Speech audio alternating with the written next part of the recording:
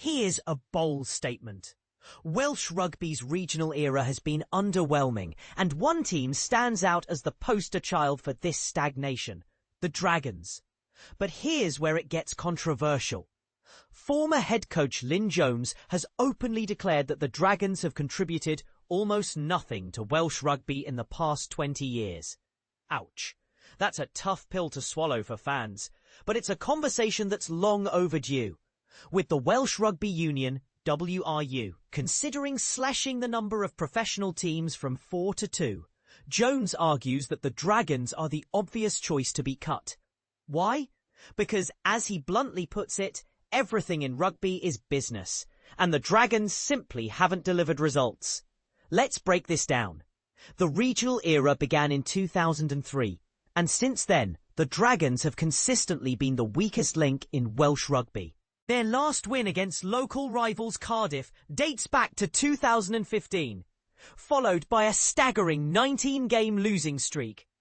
And this is the part most people miss. It's not just about wins and losses. It's about impact. Jones questions what the Dragons have truly brought to the game in Wales over 2 decades. His answer? Almost nothing.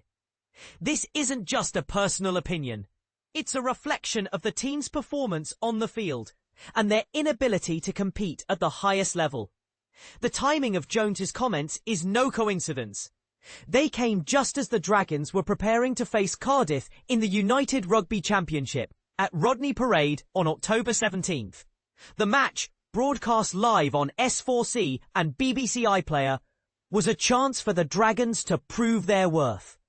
But Jones wasn't holding his breath. He pointed out that the team's weaknesses lie in their front row and second row, areas where Cardiff excels. Can they win tonight? I'm sure they can, he said. But they have to play much better than we've seen over the last few weeks. Dragons fans aren't taking this lying down. They've organised a protest march ahead of the October 25th match against the Ospreys, another of Jones's former clubs, to voice their opposition to the WRU's proposals. It's a passionate response, but it raises a bigger question. Can loyalty and tradition outweigh performance in the cutthroat world of professional rugby? Here's the controversial part. While Jones's critique is harsh, it's hard to argue with the numbers. The Dragons' lack of success isn't just a recent trend.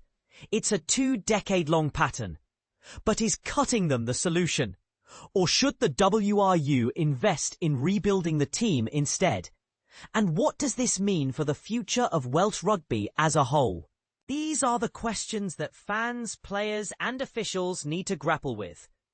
As we watch the Dragons take on Cardiff, let's not forget the bigger picture. This isn't just about one team's struggles. It's about the health and future of Welsh rugby. So, here's a thought-provoking question for you. Do the Dragons deserve another chance, or is it time to say goodbye? Let's hear your thoughts in the comments. Agree or disagree? This is a debate worth having.